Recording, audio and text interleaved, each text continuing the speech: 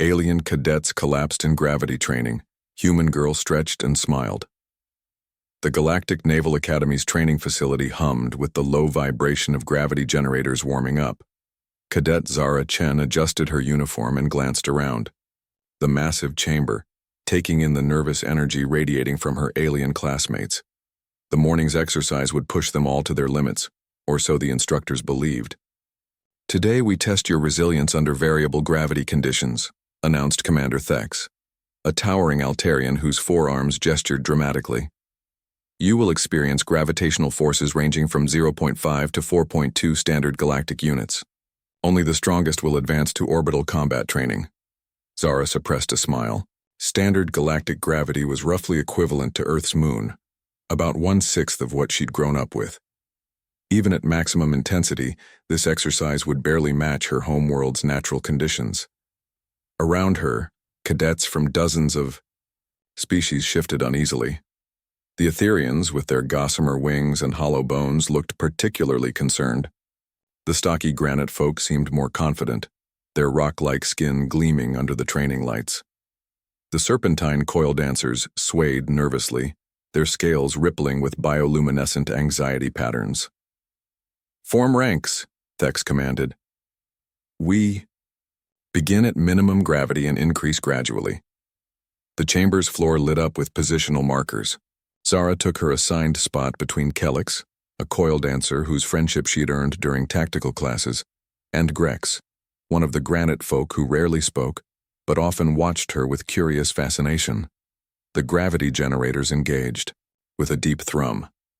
Zara felt herself become lighter, almost floating.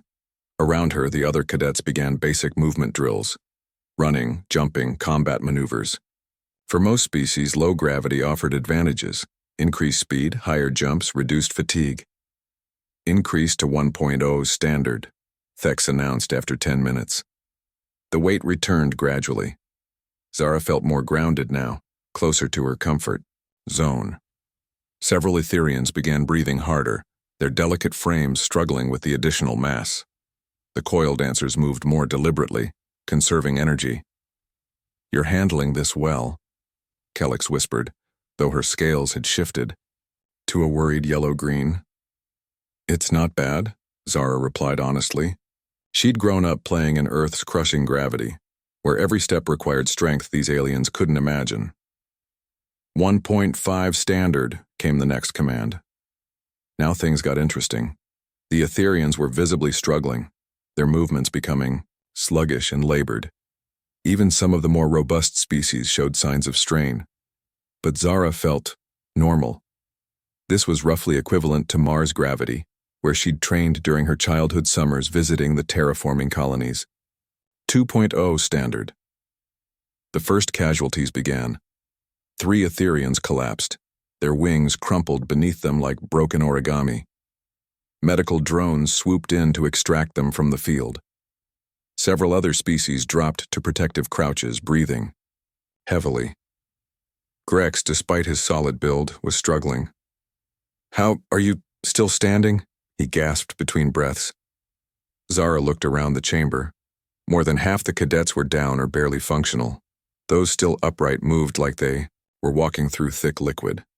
She, meanwhile, felt like she was finally getting a decent workout. 2.5 standard, Thex announced, though his voice carried a note of concern as he watched the casualty count climb. More aliens collapsed. The coil dancers, despite their muscular builds, could barely lift their heads. Even some granite folk had fallen, their stone-like bodies too heavy to support. Kelix managed a weak smile before her strength gave out entirely. Zara was now one of perhaps 20 cadets, still standing out of the original 150.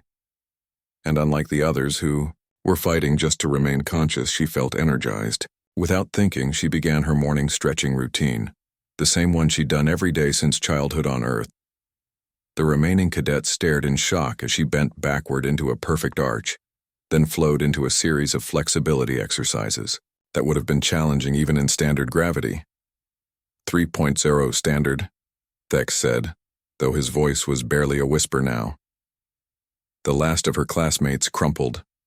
Zara found herself alone in the massive chamber, still moving through her stretches, with fluid grace. She felt the instructor's sensors focused on her, recording every movement, every vital sign. At 3.5 standard gravity, she finished her routine and looked up at the observation deck. Commander Thex stood frozen, his 4 arms hanging limp at his sides. The other instructors clustered around monitoring equipment, their expressions ranging from confusion to awe. 4.2 standard, Thex finally managed. Zara took a deep breath. Now she was approaching Earth-normal gravity. The familiar weight settled into her bones like a comfortable blanket. She smiled, really smiled, for the first time since arriving at the academy. Then, because she felt so good, she began to dance. It wasn't anything elaborate, just the kind of movement that felt natural when your body was properly weighted. She spun, leaped, even did a few cartwheels. To her, it was simply stretching her legs. To the aliens watching, it must have looked like magic. After several minutes, she noticed the complete silence in the chamber. She looked up to find dozens of alien faces pressed against the observation windows. Medical staff had revived many of the collapsed cadets, who now watched from the safety of the low-gravity observation areas. "Cadet Chen," Thex's voice crackled over the intercom. "Report to the observation deck immediately." As the gravity reduced to standard levels, Zara's classmate slowly returned to consciousness. Kellix was the first to approach her, scales flickering with amazement. "What are you?" she whispered. Zara helped her friend to her feet. "Just human," she said with a shrug. In the weeks that followed, the story spread throughout the academy. The human who danced while her classmates collapsed. The girl who smiled in 4 times standard gravity.